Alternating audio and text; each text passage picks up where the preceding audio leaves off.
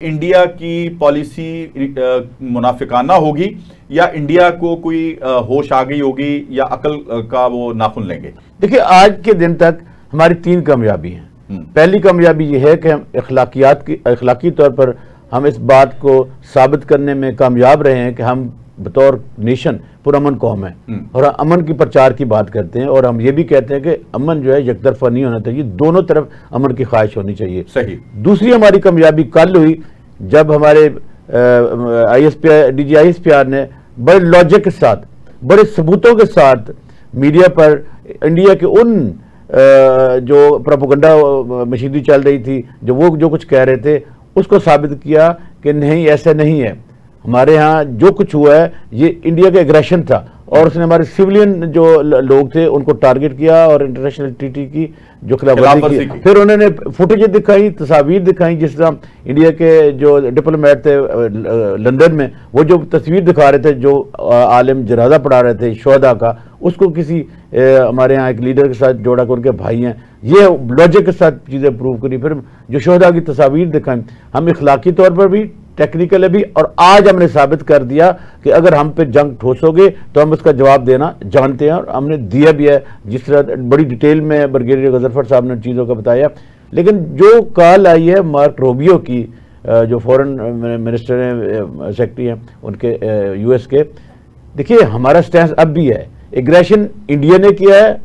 हम आज भी अमर की बात करते हैं, हम आज भी सब्र तम्बल की बात करते हैं।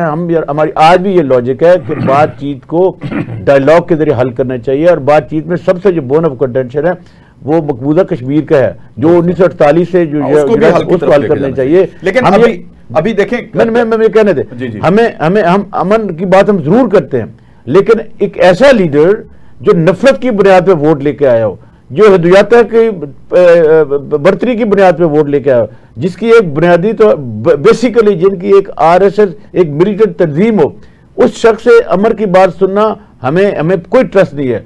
दुनिया हमें बावर कराए कि इंडिया ऐसी हरकत कभी नहीं करेगा, जमानत दे, फिर हमें जाइए। ये नहीं कि आप रुक जाएं, भाई हम क्यों रुक जाए? हमने न जंग शुरू की, ना हमने इंतजार किया 2 दिन, हमने इंटरनेशनल कम्युनिटी को इन्वॉल्व किया मॉरली कि आए पहलगाम के वाक़े पे बातचीत कर लेते हैं, देख लेते क्या कुछ हुआ। लेकिन जिस तरह इंडिया के मीडिया ने प्रोपेगेंडा किया, देखो जंगों में प्रोपेगेंडा होता है, लेकिन मिस इन्फॉर्मेशन, डिसइन्फॉर्मेशन कभी नहीं हुई। फिर आज अब हमें कहना पड़ेगा कि तुम्हारा प्रोग्राम तो सारा बढ़ गया है, हमसे पंगा लोगे तो याद रखो, हम ये मत भूलो कि हमारे कोई ग्रोही इख्तलाफ आते हैं, कोई हमारे यहाँ कोई पोलिटिकल इख्तलाफ आते हैं।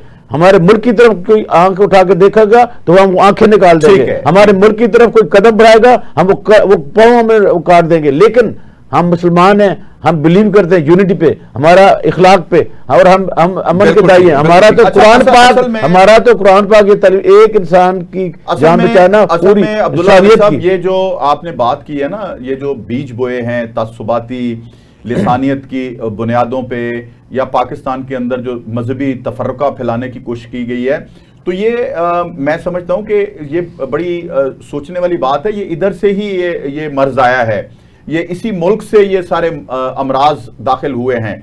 क्या सहाफ़ी, क्या किसी भी शोबाहाए ज़िंदगी से लोग या बलूचिस्तान में दहशतगर्दी या हमारे लोगों को, हीरों को चुन चुन के इन्होंने दहशतगर्दी का निशाना बनवाया अपने लोगों के हाथों से। ये एक टॉपिक है, हम छेड़ते चले।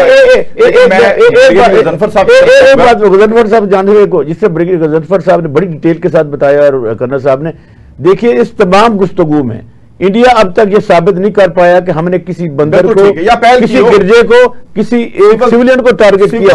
हमने एक बात जरूर करूंगा, जिससे ब्रिगेडियर साहब ने कहा कि हमारे यहाँ जो सिखों से हम पुरअमन रहना चाहते हैं, हमने उनके वीजे भी कैंसिल नहीं किए, लेकिन किसी ने पूछा कि यार तू अपने आप गोल क्यों करता है, कहना उधर करने नहीं देते। अब हमारे पे जब हमें अटैक, हमने रिटेलिएट किया तो उन्होंने अपना भी हमले करने शुरू कर दिया। ब्रिगेडियर साहब, क्योंकि आपको मजीद इंफॉर्मेशन आ रही होंगी, आपको ज़ाहिर है कम्युनिकेशन का दौर है। मुझे ये लेटेस्ट पोजीशन जो अभी कर्नल साहब भी मेरे साथ शेयर कर रहे थे, डिफेंस मिनिस्ट्री की जो तर्जुमान है या उनकी स्पोक्स पर्सन है, उन्होंने सीज फायर मांग लिया है। तो अगर ऐसा करता है, अगर ऐसा भारत करता है, तो फिर आगे के आप क्या रिजल्ट्स और नताइज देख रहे हैं? in between India and Pakistan?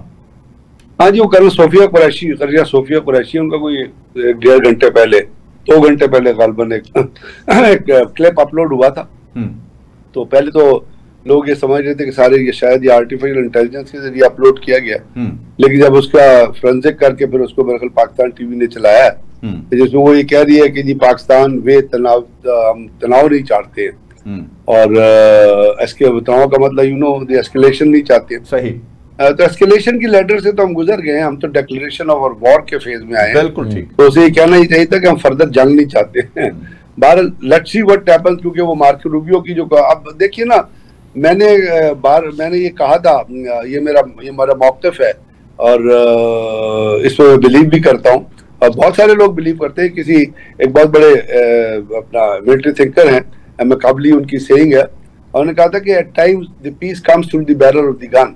तो जब पाकिस्तान इंडिया की टेंशन इस वॉर का आगाज हुआ तो आई रिपीटेड द सेम। उन्होंने कहा जी किस तरह अमन आएगा? सर द अमन जो है ना वो अब पाकिस्तान के रिस्पांस के बाद ही आ सकता है। और आप ये देख लीजिए कि when you used your barrel, when you used your missile, जब हमने अपने ड्रोन्स इस्तेमाल किए, हमने F-16 भी यूज किया, हमने F-17 थंडर भी यूज किया, लेकिन इन तमाम चीजों के कहने से पहले मैं एक बात कहना चाहता हूँ शमसी जी, कि मैं भारत का बहुत शुक्रगुजार भी हूँ और पाकिस्तान फौज को भी शुक्रगुजार होना चाहिए।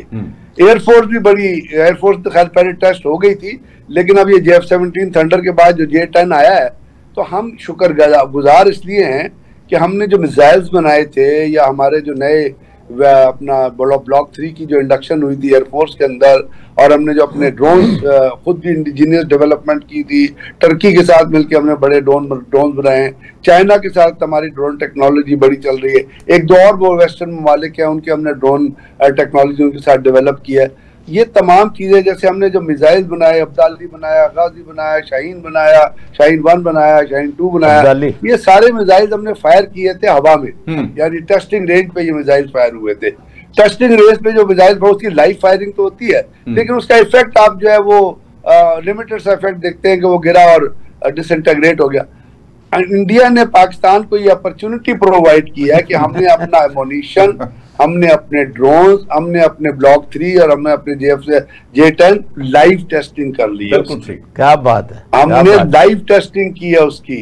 हमारा मिसाइल्स की रेंज जितनी हमने डिवाइस की थी वो उसी जगह जाके उसने हिट किया है। हमारे एयरफोर्स के J-10 और ब्लॉक 3 ने, जिसके जो आपको पता है रफेल के अंदर एक टेक्नोलॉजी लगी होती है जिसको मिसाइल डिफ्लेक्शन टेक्नोलॉजी कहते हैं, MDT उसको कहते हैं, मिसाइल डिफ्लेक्ट, यानी अगर मिसाइल उसके पास आया तो रफेल के अंदर ये कैपेबिलिटी है कि वो उसको डिफ्लेक्ट करता है। उसके बावजूद हमने अपनी टेक्नोलॉजी के जरिए उस रफेल को हिट किया।